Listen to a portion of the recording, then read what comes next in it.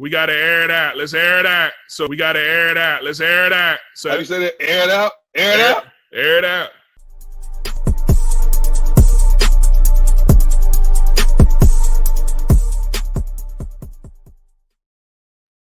What is up, football fans? My name is Avery, and this is the Air It Out podcast. I'm joined here by my main man, Darius Riddick. He's in the building. I believe Darren is going to join us a little bit later. Say what is up to the people, though, Darius. Let them know you are here and you ready to talk some football. Yeah, man, we ready to talk some football. It's been a wild 2 weeks of football when you really look at everything that's been happening. Yeah, right? We got some good stuff that happened. We got some very questionable things happening. But I mean, I'm happy to be back. I'm happy to talk. My boy Brady finally decided to hang them cleats up, man. It just don't feel right. So I'm excited to talk about that. And just how about them Bengals? How about Joe Burrow and them Bengals, man? So I'm ready to get into it. Yeah, man, it's definitely going to be interesting to talk about a lot of those things and more. So obviously, stay tuned. But for those who are joining in, don't forget to leave us your comments. Join in with us. Let us know where you're watching from as well. Let's see where everybody is at. Where's everybody located? You know what I'm saying?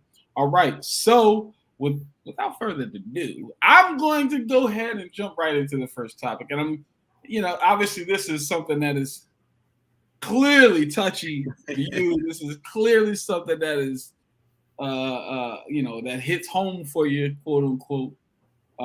Because 20 years? For 20 years, your quarterback was none other than the man, the myth, the legend, Thomas Eugene. I know that's not instead. It might be Eugene. Thomas Brady. Thomas Eugene Brady has officially called it quits.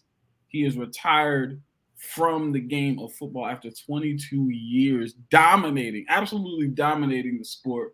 I don't think there's any doubt or any question about that. Give me your first thoughts about him retiring, choosing to walk away, and what do you think his legacy in football is? First and foremost, man, what a career for Tom Brady. I mean, you look at the accolades, it's just, I don't think, and a lot of people say we're never going to see this player like another Jordan, another LeBron, but I don't think we're ever going to see another Tom Brady. The way he went out there and just won, his mentality was, I'm going out there, I'm going to give it my all, and I'm going to win this game, right? And some of his greatest moments come in the playoffs, right? We look at the Super Bowl against the Atlanta Falcons, what he was able to do from an offensive standpoint to rally, to get those guys to rally. I mean, the catch from Julian Edelman, and different things like that. But, we always talk about when a player retires, what's going through their mind, and this. And he said it, his family, his wife Giselle, she doesn't see him getting hit. And I think at some point when you get up there in age, 44 years old, your body starts to wear down and you can't take that many hits. And I think that played a factor into him. And I think he wanted to get it back at Belichick. He wanted to one-up Belichick a little bit by winning another Super Bowl and then proving a lot of people wrong, right? The conversation was, who's more responsible for the success of New England? Is it Brady? Is it Belichick? And Tom Brady said, all right, you know what? I'm going to go out there. I'm going to go to a team with a loaded roster. If you look at it, they only missed a quarterback. And so they needed was a quarterback. And he went out there and won in his first year. So I think he really wanted to prove a lot of people wrong. And then if he could have, he would have definitely retired last year. But he was like, you know what? Let me try to go back and repeat something that hasn't been done since the Patriots did it back in the early 2000s. So every player wants to go on a high note. Ray Lewis did it when he retired against beating the San Francisco 49ers. You kind of want to leave on a high note, winning the Super Bowl. That's the biggest accomplishment in the NFL is winning the Super Bowl. Peyton Manning did it, even though his defense carried him. But he still did it. Don't do that. I'm just saying, but went out a winner. All seriousness, no, it's the same thing for Tom.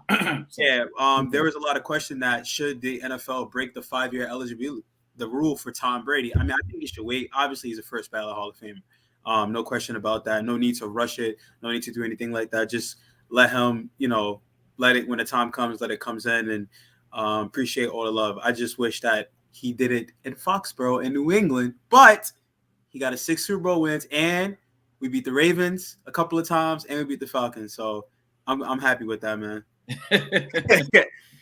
I like it. I like how you had to throw that one in there. I had to throw it in there. I'm not mad at it. I'm not mad at you. Somebody said, I'm not sure who this Facebook user is, but they said Matt Ryan is trash. He's doo-doo. You know what I'm saying? That's doo-doo. I do not agree with you. But, hey, to each their own. Mom, what's up? How are you? All right. Darren, talk to me, man. Tom Brady's hanging up. He's hanging up the cleats. Did Tom ever even wear cleats? He probably wore sneakers. Tom was he wore Uggs. He was but yeah, Tom Brady has hung it up. He walks away. Give me your initial thoughts and what do you believe just the legacy of Tom Brady is? Again, I have to give him his props when it is due now and honestly forever, because you're not going to see another Tom Brady. I'm clapping for 2 reasons. One, all the love in the world, as I said. Like, the guy won 7 Super Bowls. He has more Super Bowl rings than any team, not player, any team in NFL history. You cannot, and I repeat, you cannot underestimate that and sugarcoat that. That is a winner at the highest level. Playoffs, when they really mattered in the clutch, he did it all. But I'm also happy to see him go, because now it's almost a full changing of the guards. All of the older 30-year-old quarterbacks are leaving. We've already seen Drew Brees leave. Now Tom Brady goes. Ben Roethlisberger has gone. Eli Manning has gone. Peyton has been gone. Aaron is still around, but Aaron has another 2-3 years in him. It is the changing of the guards, and I'm loving to see all these young quarterbacks come in. The Joe Burrows, the Patrick Mahomes, Lamar Jacksons, Kyler Murrays. It is going to be fun for years to come. So it's twofold. Love to see all the accomplishments, but can't wait to see what's coming next. All right. He did.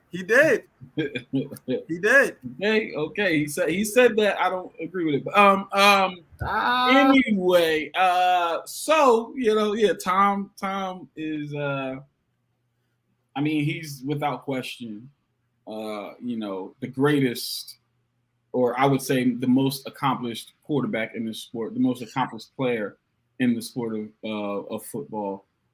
He's reached the highest level, the highest heights, the lowest lows of, like, people don't understand. Tom Brady has literally experienced almost everything you can experience in the game of football. He sat out for a season due to injury.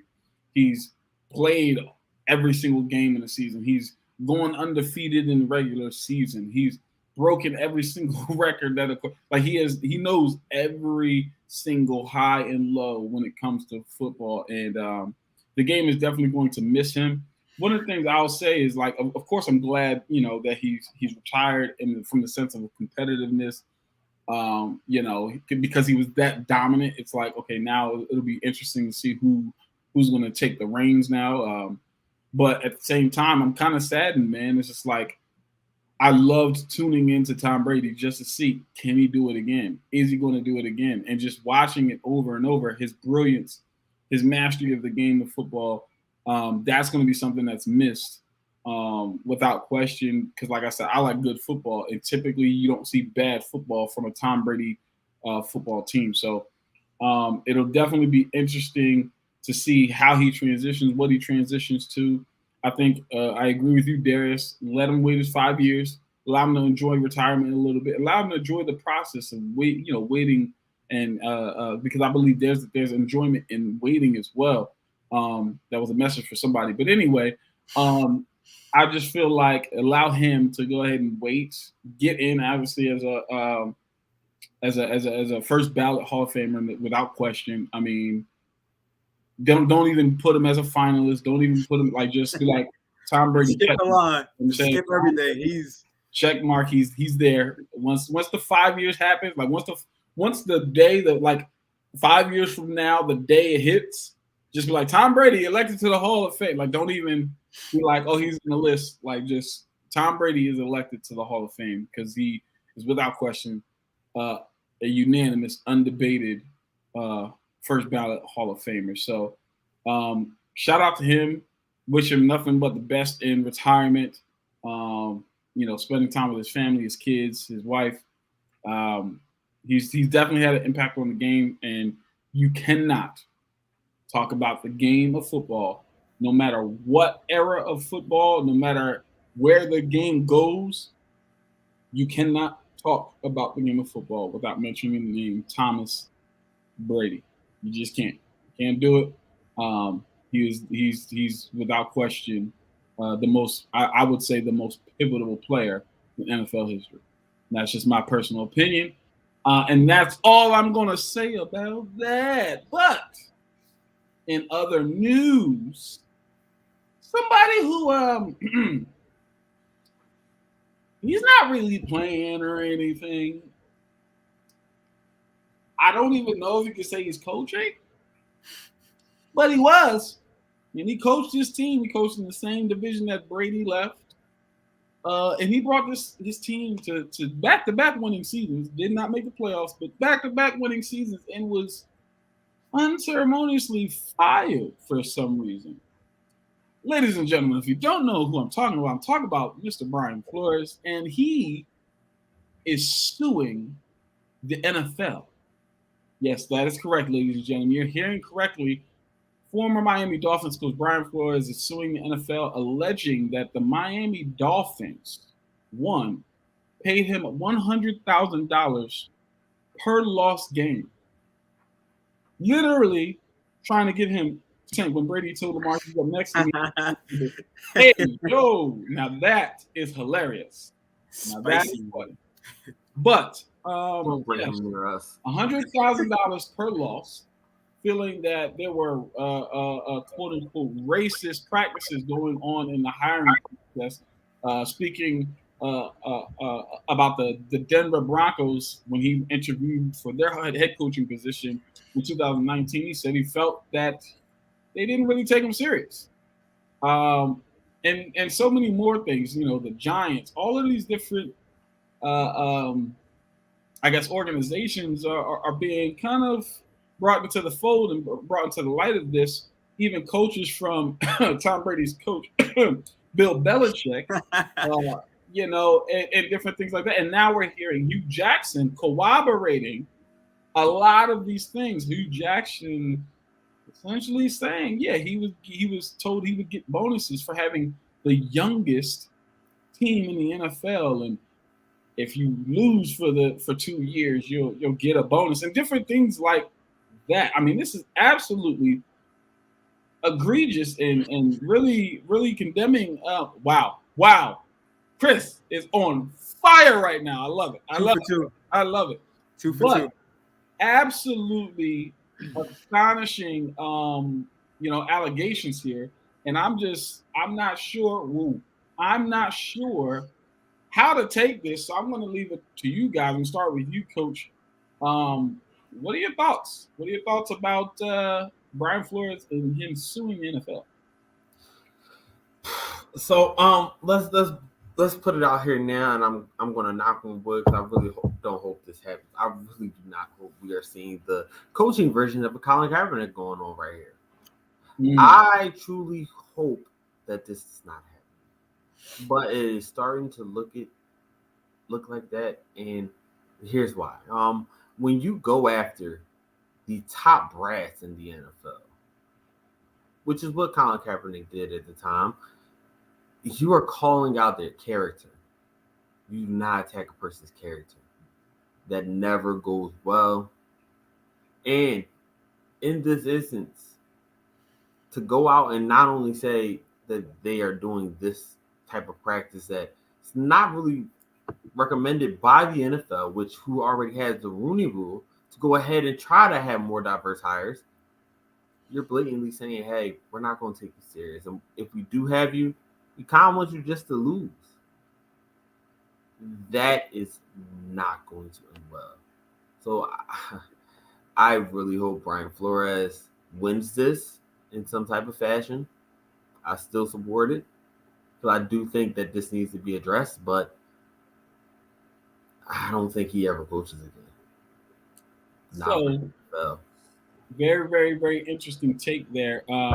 You did mention the Rooney Rule for those who are unfamiliar. Basically, and I'm just giving a basic synopsis. This is not the list out, but basically, the Rooney Rule has been put in place, encouraging and requiring NFL teams to interview at least 2 minority coaches during the transition in the hiring process of the team. So that's just a roundabout synopsis of what the Rooney Rule is.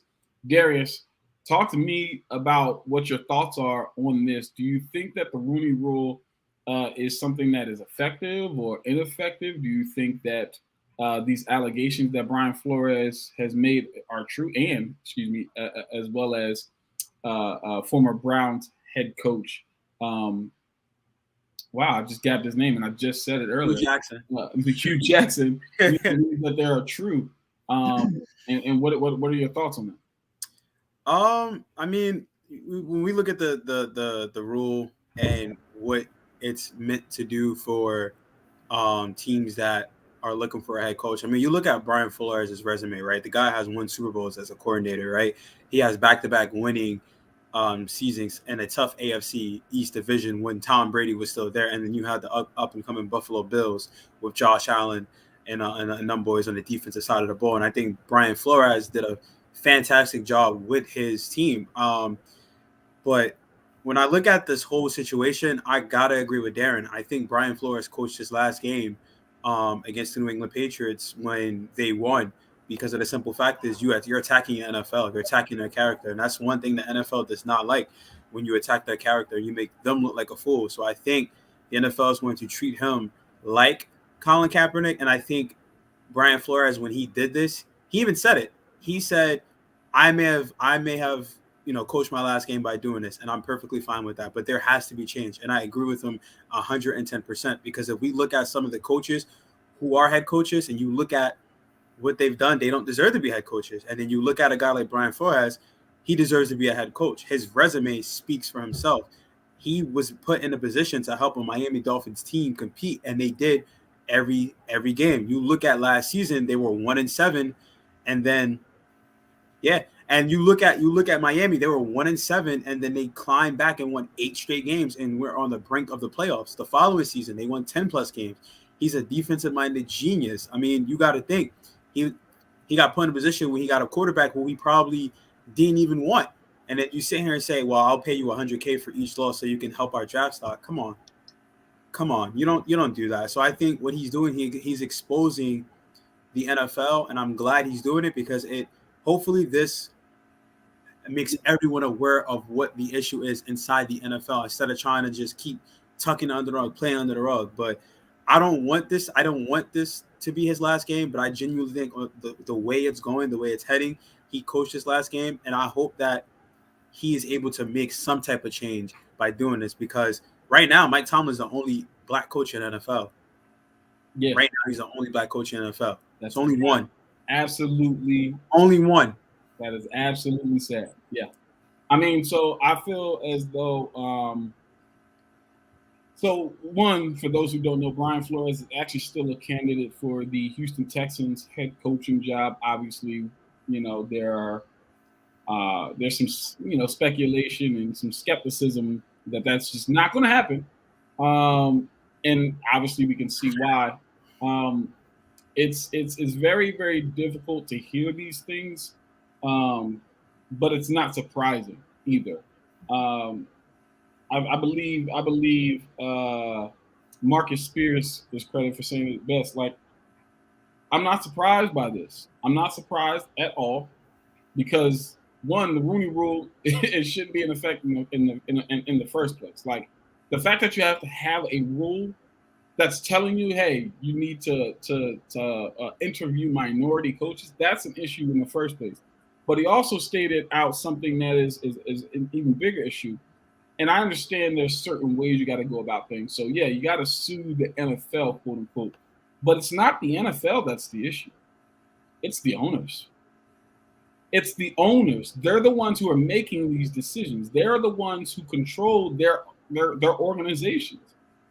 And because of that, they're the ones who are doing the hiring, the firing, the interviewing, all of those different things.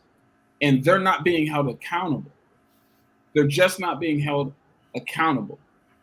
That is absolutely just unacceptable. I mean, obviously, we know that the NFL is again, it's not a banner for moral standard or anything like that. They're not a conduit, quote unquote, for change, like actual change. They'll have their slogans and their months and their pitches and different things like that. But when it comes down to when it boils down to the real actual issues, I mean, they don't even stand behind one of their players who they've given, quote unquote, a platform to speak out. They've stood, but like they didn't even stand behind Colin Kaepernick and some of these other players. They actually blackballed them. So I can only imagine what they're going to do with Brian Flores in that regard. So yeah, I mean, there's literally not one. You say there's one coach. There's not one. There's 0 black owners in the NFL. As a matter of fact, when Sean Combs stated that he wanted to buy the Carolina Panthers, people laughed at him. Right? And it wasn't because he didn't have the money. I'm sure Sean Combs can find a way to get enough investors to get that money. He's Sean Combs. The guy's worth $600 million.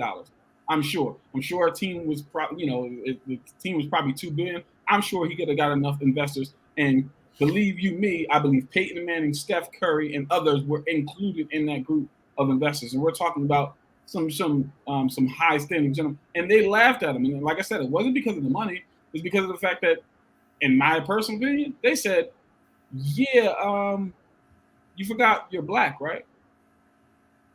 Absolutely not. There's a fraternity they're trying to protect. And so, yeah, it's just, like I said, it's saddening, but it's not surprising. I hope Brian Flores does get a chance to coach again in the NFL. The likelihood is very slim. But if the NFL truly wants to change, they have to change. Simple as that. One of my best friends says nothing changes if nothing changes. So I'll leave it at that, and we'll go ahead and move on. The championship games last week were absolutely fire. Fireworks, ladies and gentlemen. I loved them. Okay? I wasn't great in my picks. I was 1-1, 50-50, you know what I'm saying? 50-50. But nonetheless, we got some great football. I mean, just the last 3 weekends of football have really been just absolutely amazing. Made the season absolutely worth it. I hope the Super Bowl does the exact same thing. But let me get your thoughts on the games really quickly. None too, extensive. And I'll start with you, Darius. All right, so I said Darius. Oh, me? All right, I'll go. Man, with a championship. I'm gonna just say this, man. The Cincinnati Bengals. Who would have thought? Who they? Last year, right? Joe Burrow tears his ACL. There's questions if he was going to be back by training camp. He was going to be back by the start of the season. The Cincinnati Bengals are your AFC champions. They went into Arrowhead and just completely dominated the second. I have never seen Patrick Mahomes put up only a merring 3 points in the second half. We always say when Patrick Mahomes struggles in the first half, he comes out second half, he gets it going. Even if he's going in the first half, he lights it up in the second half. He struggled. And then the interception, that was not like Patrick Mahomes. And that set up Joe Burrow. And then you go to the NFC, right? The Rams, this is the Rams window right then and there. When they traded for Matthew Stafford, that was their chance to win a Super Bowl. And now they're home. Back-to-back years where the home team is hosting the Super Bowl and they don't have to do anything. This is their chance. Matthew Stafford has a chance right now to cement his legacy as one of the top, however you look at it, top 10, top 15 quarterbacks of all time by beating the Cincinnati Bengals. You got to look at his role to get to the Super Bowl. Yes, he had the defense and all this other stuff. And then underrated player, I'm happy for him. Odell Beckham Jr., the man is balling. I'm glad he's in LA. I hope they resign him because he's. I feel like the Rams have just done something for his career. I'm loving what Von Miller's doing. They're playing good, but we got a Super Bowl, and it's gonna be a dogfight. I definitely think it's gonna be a dogfight because Joe Burrow, that boy is not scared of the big lights. We saw that against Kansas City, and we saw that in the national championship game. So that's all I got to say about that. I will agree with you there. Both teams better be ready for a dog fight because they are ready to bring it. I'm telling you, ladies and gentlemen, ready to bring it. Can't wait to see it in the Super Bowl. Coach, give me your thoughts. All right, first off, I'm sorry, I was trying to act like Patrick Mahomes right then because that's all I seen that day. The interception was so atrocious. I honestly wanted to turn the TV off, but I couldn't because of the name, the man, the new myth, the Mr. Joey B, the Mr. Joe Shiesty, Joe Burrow. He came in clutch every time.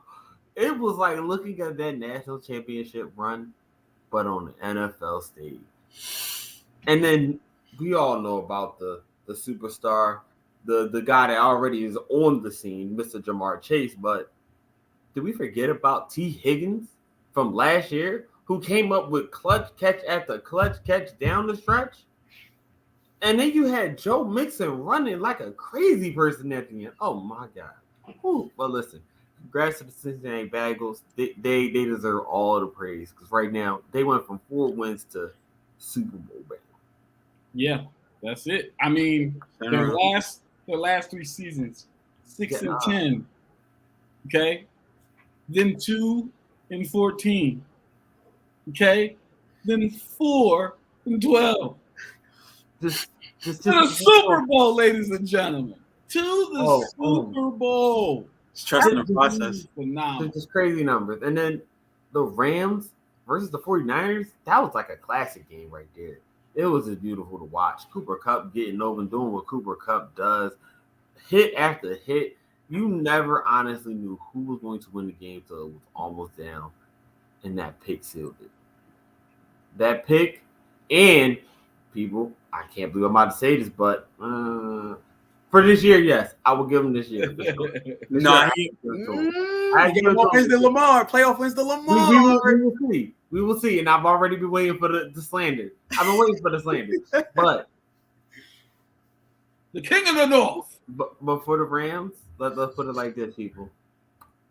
When somehow the guy that had to play in 2 years leads your team in tackles, and not only that, but on a critical 3rd and 2 and 2-and-2, made the tackle in the backfield. Old head still get it done. Eric Weddle, shout out to you, my guy. He's a dog. I didn't know what you were going to do.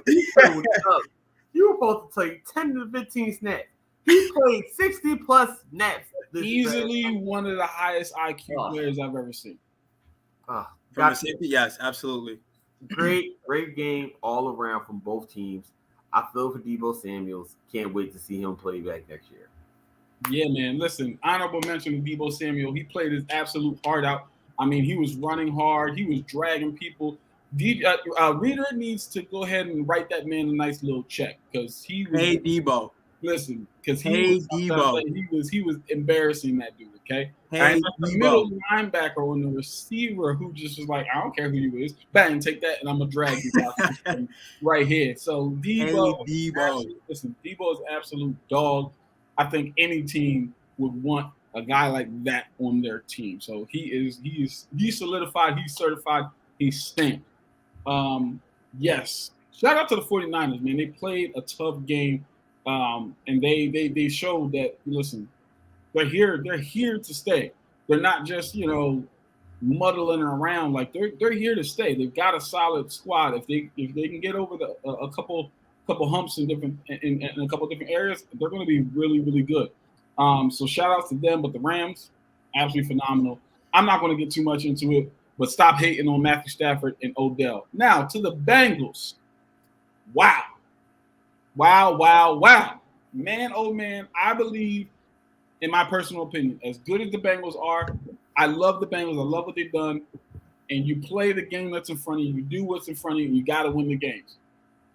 And so please hear me when I say that, because I'm not trying to take away from the Bengals, okay? I'm not trying to take away from the Bengals, but I personally don't believe they should be here.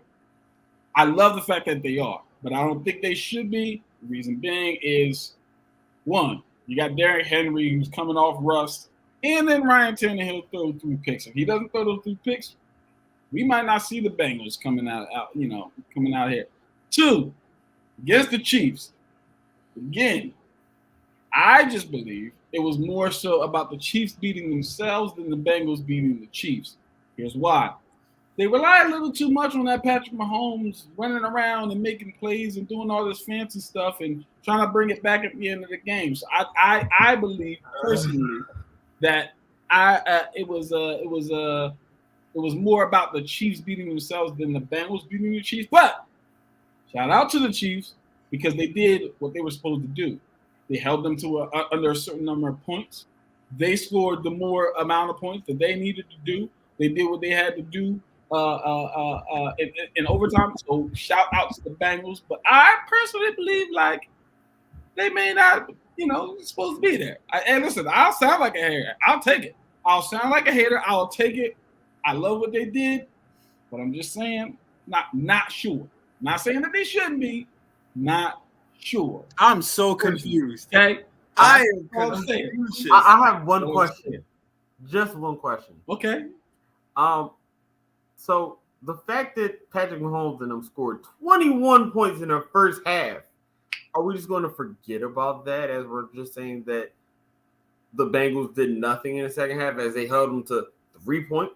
Not at all. In a whole half, including overtime, and then got the game-winning interception that helped lead to that. Listen, man, that like I said. Maybe. I don't know. If I go back and watch it, maybe Not like they were running the ball late. Okay. Listen, ladies and gentlemen, we're going to end on that note. We're not even going to do any hot takes today because there's no game coming up this Pro week. Bowl, hot take Pro Bowl. No, we're not doing no Pro Bowl hot takes, okay? We'll get you some hot takes next week because obviously the Super Bowl is coming down. I cannot wait. And I'll get your game picks then as well. But until then, for Darius, for Coach, my name is Avery. This is the Air It Out Podcast. Don't forget to follow us on all your social media platforms. That is YouTube. That is Instagram. That is Facebook and Twitter. You already know the handles. I'm not even going to repeat them. And don't forget to check out the website, www.insidethehashes.com. You can get all of the content right there. Podcasts, gaming, blogs, everything. Don't forget to go on YouTube and like us. Hit the subscribe button and hit the notification button so you can know when we go live, so you can get your comments in, so we can interact with you live as we did today and as we will finish out with, because Chris said the Titans sacked them 9 times and couldn't close the deal. The Chiefs didn't respect or take the Bengals seriously by going for it at the end of the half and Mahomes freestyling. I agree with you there. And he made in the playoffs for the Falcons this year.